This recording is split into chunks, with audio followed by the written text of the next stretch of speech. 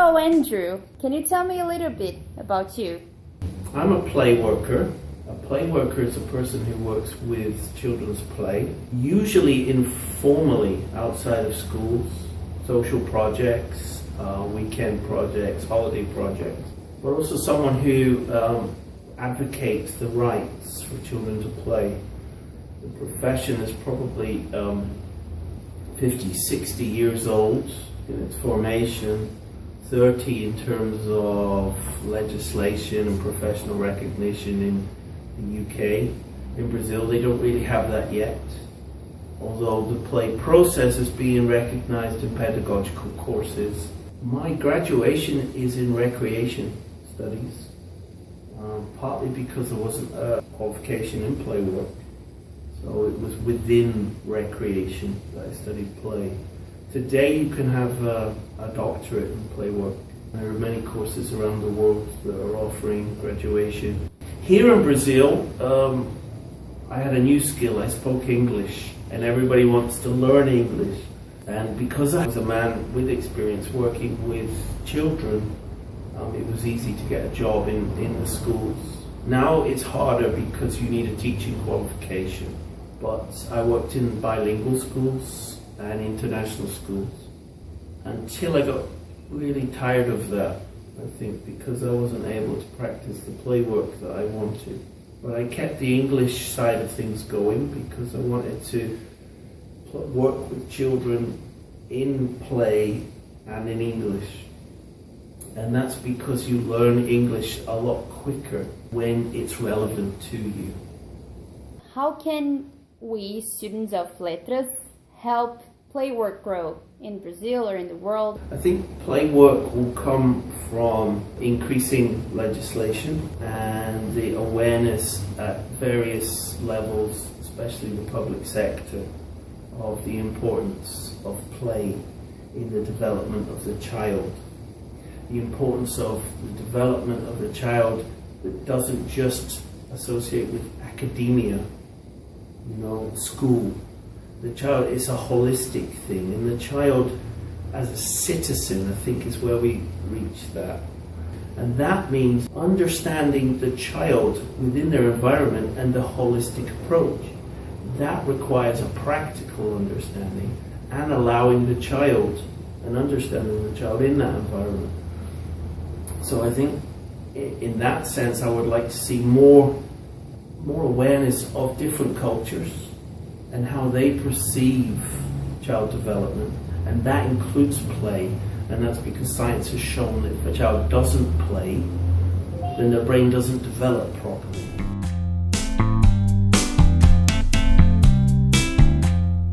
There's a quiet revolution going on in the whole of the world, and you will find some great examples of schools. And you have a look for people, TED is a great example.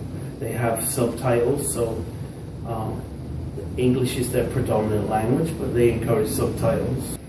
Brazil, I think, has the opportunity of jumping on that change because all schools in developed countries are out of date.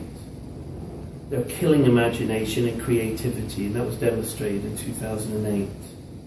Many of the corporations were saying we've got people who know what to do, but they don't know how to solve problems. And thinking processes are what we should be working with in schools, not the ability to remember and answer questions. Brazil has that opportunity of changing. However, from my experience, and please don't think me rude, but I think Brazil is behind maybe 20, 30 years. And my perfect example is university. It's still lecture-based, attendance-based. Students have to go to 4 or 5 hours a day. And why?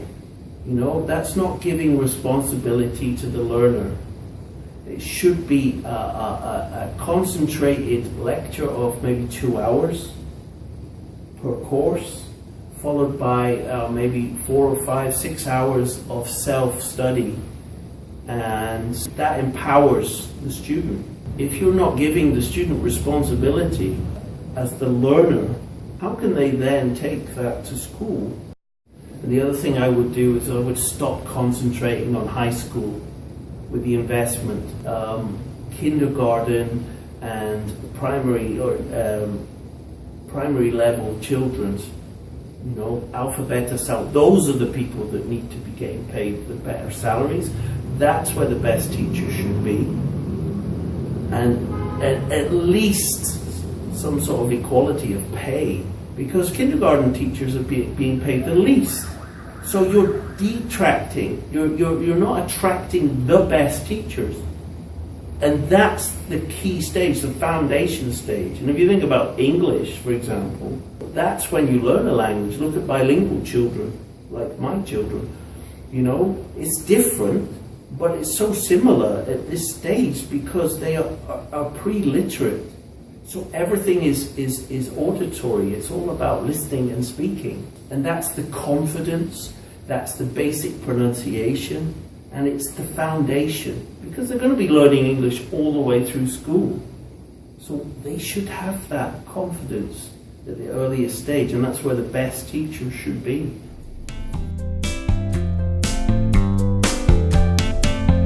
I have my own business, which is plain English, and I learned very quickly what I was looking for was someone who has not already worked in a traditional language environment. And that was because it's much harder to change the way they work, especially with traditional teaching of second language, which is based on, in terms of Brazil, it's based on Portuguese because it's taught so well and the rules. But we're teaching a second language and we're teaching it as a discipline rather than a form of communication first. And we need to build confidence. And when a child learns a language, any child learns any language for the first time, it's through listening. And then eventually, which is why children, babies don't speak.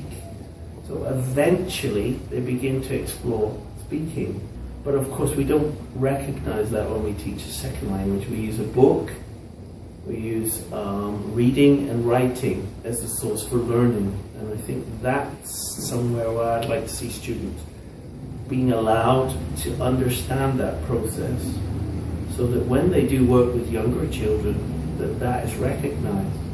But looking at really what's difficult for me when I was employing someone is finding someone with the energy and the motivation, but also the responsibility. Because a lot of people think working with children is easy, and it's not. And because empowering children and respecting children is the center, child-centered approach. And that's where you're going to get the best out of children. And I don't think that that's always understood. And that comes with experience. But with experience comes traditional ways and habits. So it's quite conflicting, At the end of the day, is the child at the center of the process. And they have to be within the experience of learning.